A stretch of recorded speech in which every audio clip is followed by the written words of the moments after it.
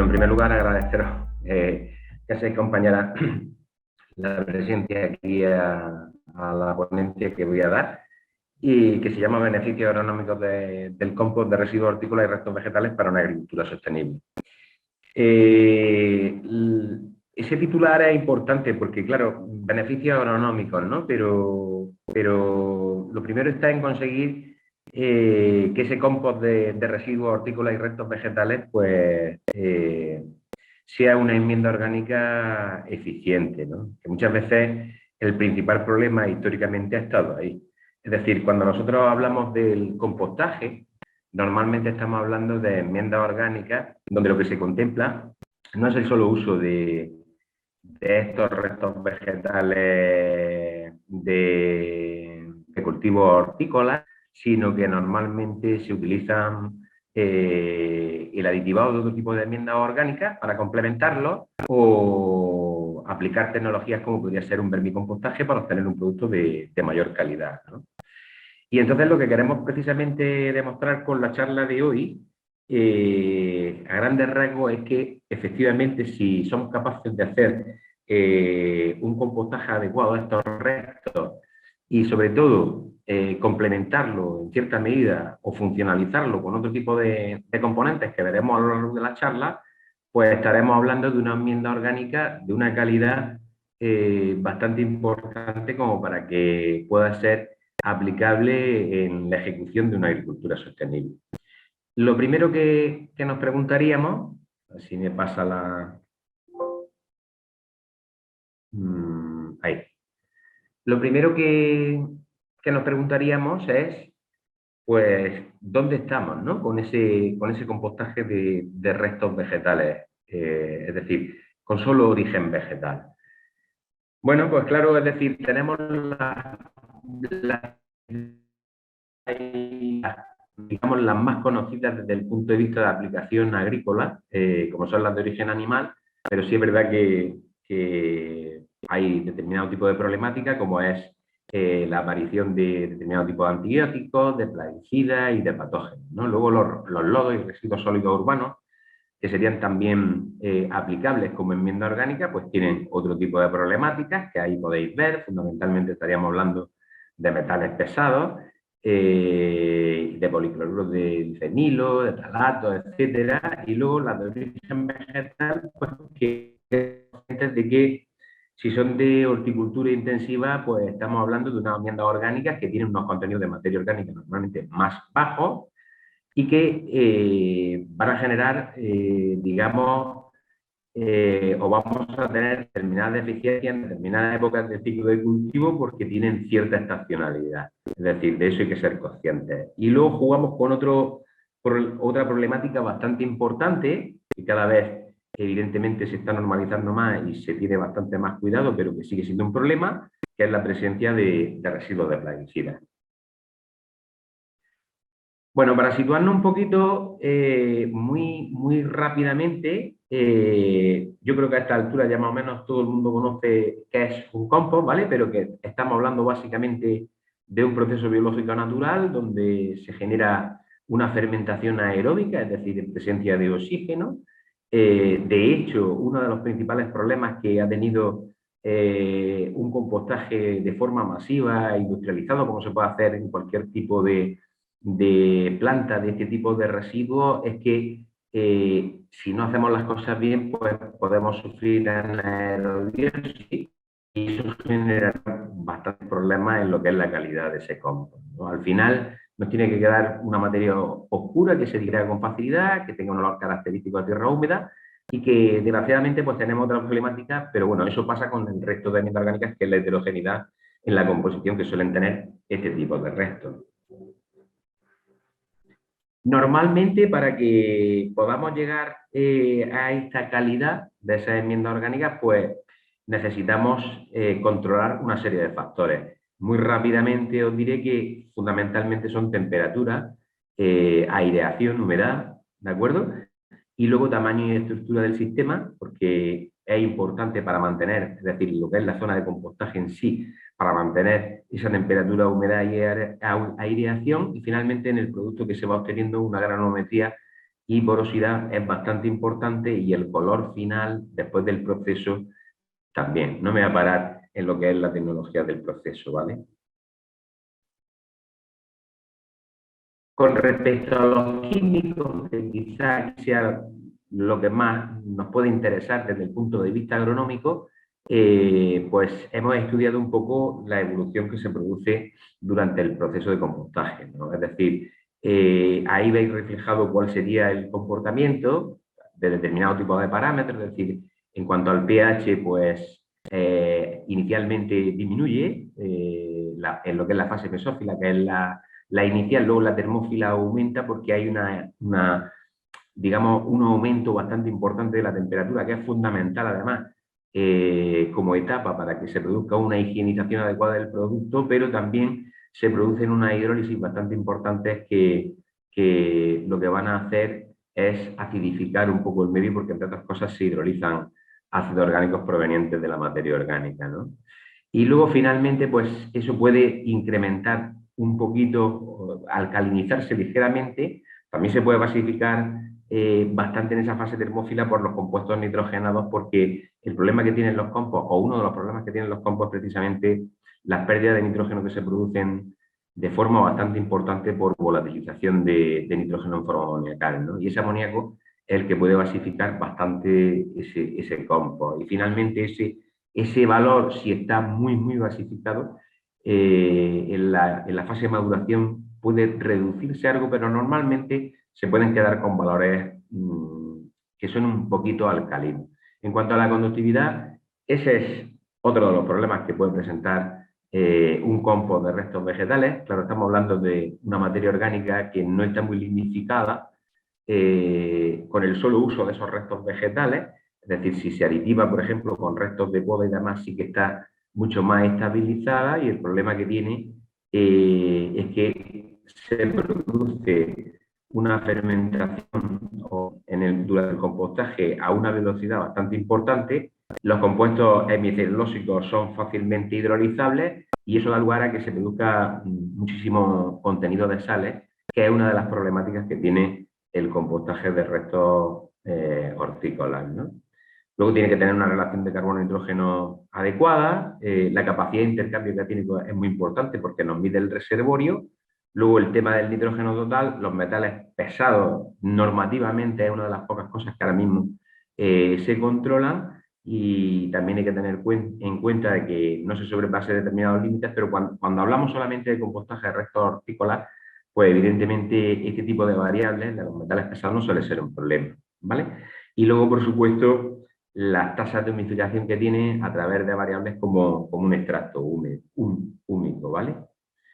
En cuanto a la calidad de ese compost, porque es fundamental medir esa calidad, pues estaríamos hablando de parámetros sensoriales de madurez, como el test de autocalentamiento, la evolución de la biomasa microbiana, el estudio de la materia orgánica unificada. Todo este tipo de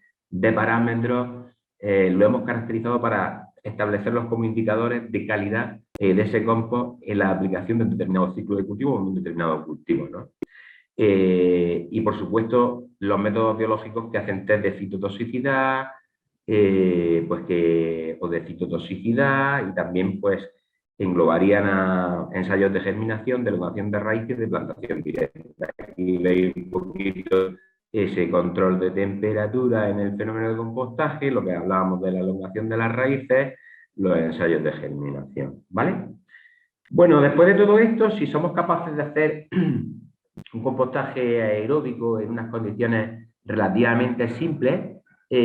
comparándolo frente a un estiércol, que realmente es una enmienda orgánica de uso universal, vamos a comentar por lo menos aquí. Incluso se traen esos estiércoles de zonas mucho más lejanas, con lo que supone para una huella ambiental, por ejemplo, o un impacto ambiental, o incluso al incremento de costes de desplazamiento que se pueden producir, ¿no? Entonces, si os dais cuenta, es verdad que el estiércol hay que ser conscientes que puede tener un mayor contenido en nitrógeno, sobre todo por lo que os comentaba antes. El problema del compostaje de estos restos de la horticultura intensiva, estos restos vegetales, es que mucho de ese nitrógeno por el proceso de compostaje de la fase termófila se pierde. Sin embargo, en el estiércol, que estamos hablando de una materia orgánica que tiene más contenido en carbono recalcitrante, pues no se pierde con tanta facilidad, ¿no? Pero bueno, luego hay otras historias como es la mayor presencia de determinados tipos de microorganismos, como bacterias E. coli, en el caso de los estiércoles, y también hay restos de pesticidas, como veíamos, incluso antibióticos, y en el caso del compost, pues es fundamental saber que tenemos un mayor contenido de ácido húmico, ¿vale? Y ácido fúlvico, porque realmente sería lo que es la fracción humidificada, incluso muchas veces decantada hacia la formación de ácidos fúlvicos que son de menor peso molecular, pero sobre todo el principal problema estaríamos hablando de que es la pérdida de nitrógeno en forma gaseosa. Esto es lo que os comentaba en cuanto a qué podemos compostar. Evidentemente lo recogemos en un documento que se hizo en su momento. Podemos compostar cualquier resto procedente de la finca, es decir, se puede compostar absolutamente todo, pero el problema que tenemos es la estacionalidad que tienen los mismos y que el compostaje, pues evidentemente se va a concentrar en unos determinados periodos anuales y además ese compostaje, pues evidentemente debería de acumularse de una forma relativamente estable y con una determinada calidad, ¿vale? Aquí veis un poco lo que es la zona de compostaje que tenemos allí en la finca experimental, haciendo un poco el control de temperatura de ese proceso, el control de humedad, lo que sería la aireación, que se puede hacer de muchísimas maneras si estamos haciéndonos la gestión de autocompostaje de nuestra finca, pues podemos llegar a recurrir a métodos que sean relativamente caseros para poder hacer un buen control, ¿no? Pero es importante que en esa corrección, para que arranque la fase termófila de una forma importante, haya una corrección carbono-nitrógeno bastante interesante. Ahí veis un poco los tiempos de duración de las diferentes fases del proceso de compostaje, es decir, la termófila estaríamos hablando que debe durar entre 1 y 3 semanas, con temperatura evidentemente deseablemente mayores de 55 grados, pero se deberían de llegar incluso a los 75-80 grados, ¿no? Y luego un periodo de estabilización que también es importante para que ese compost como que se cure, ¿no? Lo que se suele decir en el argot agronómico, ¿no? Luego que haya unas correlaciones, unas correcciones adecuadas de la relación carbono-nitrógeno y lo que comentábamos de la aireación y de la humectación, ¿vale? Ahí veis un poco cómo se puede llegar a preparar, añadiendo correctores en la zona de compostaje, cómo tenemos esa cantidad de residuos, pero luego cómo se van reduciendo drásticamente, porque a medida que se va produciendo el fenómeno de compostaje, pues va sufriendo una deshidratación y una disminución de tamaño bastante importante. Aquí veis un problema, yo creo que quizás el más importante de todos y que nos obliga a que si queremos aplicar agronómicamente este tipo de compost, pues tenemos que hacerlo con conocimiento de causa en el sentido de saber la composición que tiene, ¿no? Y es que aquí estáis viendo, por ejemplo, diferentes tipos de compost, aplicando además diferentes tipos de tecnología y diferentes tipos de fuentes, y como veis, hay una heterogeneidad química bastante importante. O sea, el problema que tenemos con los compost, pero que no es un problema particular, es un problema general a cualquier tipo de enmienda orgánica, porque ahí estáis viendo también un estiércol de vacuno, estiércol de ovino, y como veis, también hay una heterogeneidad bastante importante. O sea, el secreto de aplicar adecuadamente una enmienda orgánica no está en la heterogeneidad que tenga esta enmienda. El secreto está precisamente en el conocimiento de esa composición que tiene la enmienda, para poder dosificarla de una forma adecuada, ¿vale? Ahora después veréis algún ejemplo, ¿vale? Pero bueno, aquí veis propiedades relativamente importantes y cómo efectivamente en su composición pues tienen bastante variabilidad. Pero si os dais cuenta y os fijáis, cuando estamos hablando de un estiércol y hablamos de que su contenido de nitrógeno orgánico es más alto, porque eso es lo que se recoge de forma generalizada, pues sí es verdad que es más alto, pero tampoco es tan significativamente tan alto, ¿no? Exactamente igual. Pero también podemos hacer, a lo mejor, aplicar digestión de alto rendimiento, que lo voy a ver dentro de breves instantes, cuando ahora lo funcionalicemos este compost, pues que ese contenido de materia orgánica se puede elevar a unas cantidades muchísimo mayores, ¿vale? En definitiva, el planteamiento básico de ese compost que autogestionamos y que realizamos en finca, por ejemplo, sería el preguntarnos qué realmente sabemos, ¿no? Entonces, hicimos ese trabajo de revisar un poco todo el conocimiento que había y sí es verdad que hay mucha información de la composición en carbono y nitrógeno, que fósforo y potasio están bien documentados, pero bueno, ya empezamos con que el tema del calcio, el magnesio, el azufre y el sodio, hay muy escasa información, es decir, que a la hora de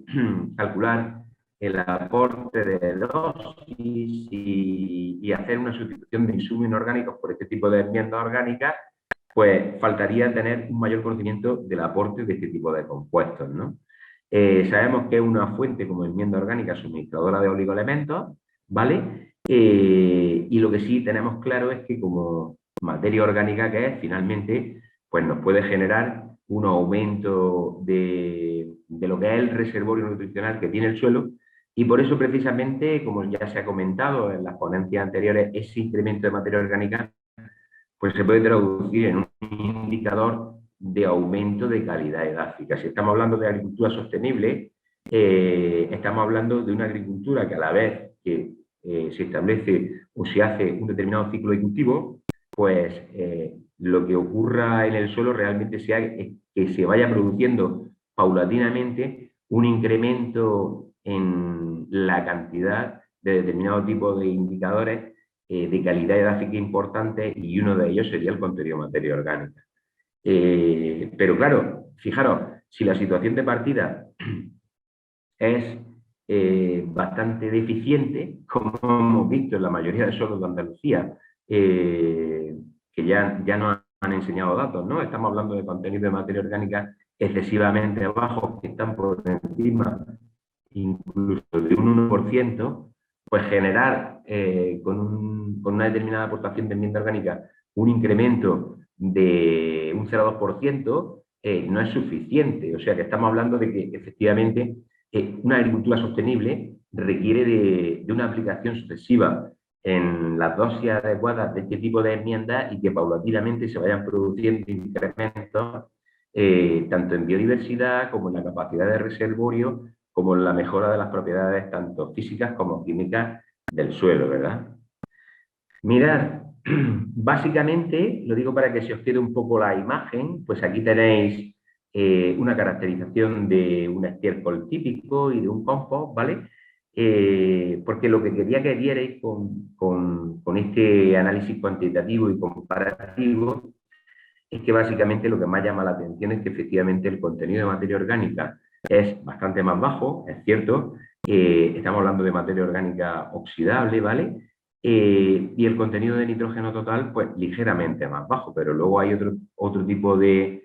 cuestiones como la presencia de fósforo, ¿vale? Y luego, por supuesto, y para mí bastante más importante, la presencia de otro tipo de macronutrientes como es el calcio, el potasio y el magnesio, que en algunos casos, pues como veis, cuantitativamente tienen unos contenidos más elevados o son mayores. Pero claro,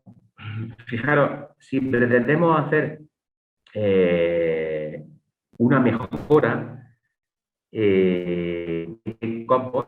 ya pasaríamos a un nuevo concepto que sería un compost funcional, ¿no? Y en eso también hemos trabajado y entonces una de las primeras deficiencias que nos podemos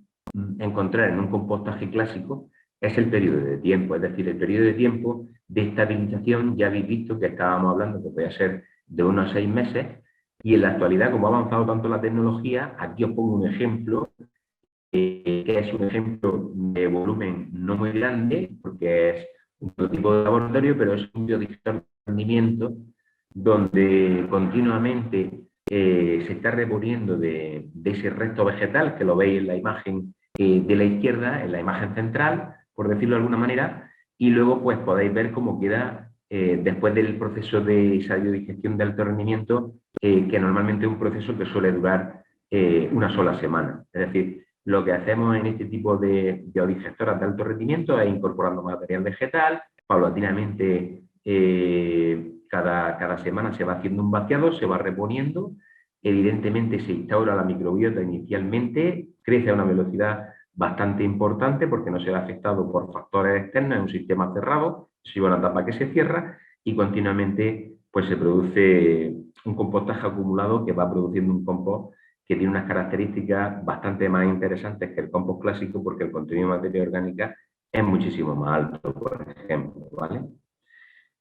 Y claro, este es otro problema que no debe ser un problema, sino que debe de ser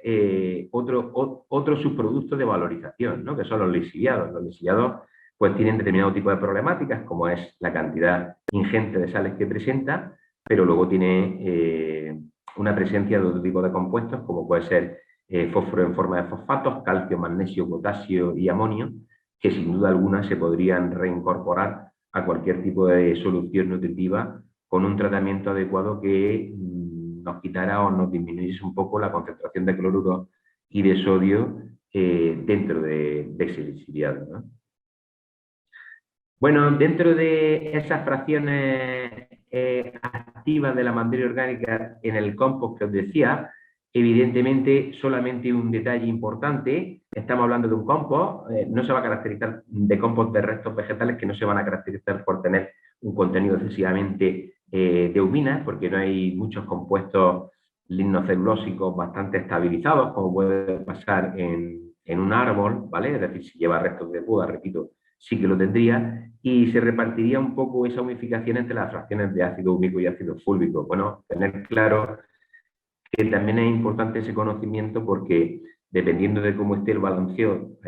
o ese ratio ácido húmico ácido fúlvico, pues podemos utilizar esa enmienda orgánica en la dosis adecuada para hacer una mejora de conservación del suelo, como hemos visto a lo largo de las charlas anteriores, o de reservorio nutricional, también conferir resistencia a estrés de plantas, que eso es muy importante, esa es una de las características que se buscan dentro de la aplicación de un compost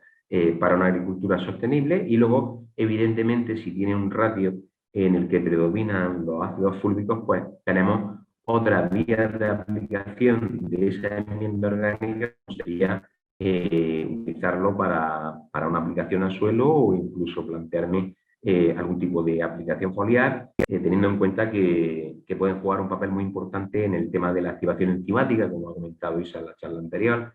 o como buenos agentes quelantes y sobre todo que tienen una acción inmediata, ¿vale? Pero vamos un poquito más, es decir, ¿cómo podemos darle funcionalidad, una mayor funcionalidad a ese compost? Pues sin duda alguna con la utilización de microorganismos. Muchos grupos de investigación que ya están trabajando en la caracterización de esos microorganismos en los diferentes tipos de enmiendas orgánicas que tenemos. Por supuesto, el compost no va a ser distinto, tiene sus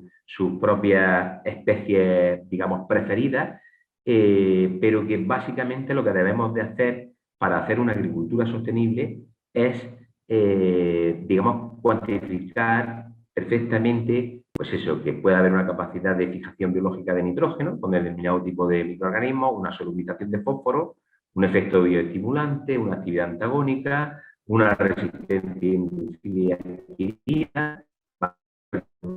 como veis ahí, Isa, precisamente de la charla anterior, la doctora Isa está también en el mismo y lo podéis ver y se hace un review un poco de la aplicación de microorganismos pues, para la mejora de o la movilización nutricional en suelo, ¿no? También, muy importante, podemos utilizar determinadas modificaciones químicas con agentes enmendantes del compost y evidentemente eso nos resolvería una problemática y aquí tenéis un caso de éxito que desarrollamos en su momento, hace ya bastante tiempo, y era el tema de una enmienda orgánica que esos restos vegetales, pero para evitar esa pérdida de volatilización nitrogenada utilizábamos un coadyuvante natural que son las zeolitas. Resulta que esto lo estábamos estudiando sería, supongo, 2007, 2008, 2009, 2010, es decir, todos esos años estuvimos haciendo este tipo de estudios y curiosamente pues no iríamos muy desencaminados porque como material alternativo para agricultura sostenible en la actualidad y de uso que cada vez se va haciendo de forma más común, son las zeolitas porque tienen unas capacidades bastante interesantes desde varios puntos de vista. En este caso concreto, la utilizábamos junto con el compostaje, lo habéis visto en las imágenes, precisamente para evitar las pérdidas de nitrógeno por volatilización, porque lo que hacía la celita básicamente era entrapar ese gas amoniacal que se quedaba en el sistema de microporos y macroporos que tiene, entrapado, de manera que de esa manera permanece en el suelo y evitamos así la pérdida. Y además esas celitas, como se ha demostrado en otro tipo de investigaciones científicas, pues vienen a ser unos duples adosados de alto standing, porque generan un crecimiento microbiano bastante importante en el suelo y como que pueden ser esos pequeños núcleos o islas iniciales para promocionar el aumento de biodiversidad a una velocidad bastante más interesante de la que se puede producir en condiciones naturales, ¿no? Claro, esto como resultado final, ¿qué conlleva? Pues ahí lo estáis viendo, es decir, si hacemos un compostaje sin microorganismos, por supuesto podemos mejorar muchísimos parámetros, entre otros el contenido de materia orgánica, con los microorganismos adecuados, ¿vale? Exactamente igual podemos hacer con otro tipo de nutrientes como el fósforo, que incluso llegamos a modelizar con los diferentes tipos de componentes, con lo que es el reservorio nutricional en sí, y la respiración celular que se ha hablado, porque la respiración celular o respiración basal pues, vuelve a ser otro indicador bastante importante de calidad edáfica y de respuesta, donde podemos, digamos, cuantificar un poco el crecimiento microbiano que se produce en el suelo, si no contamos con la infraestructura necesaria para ver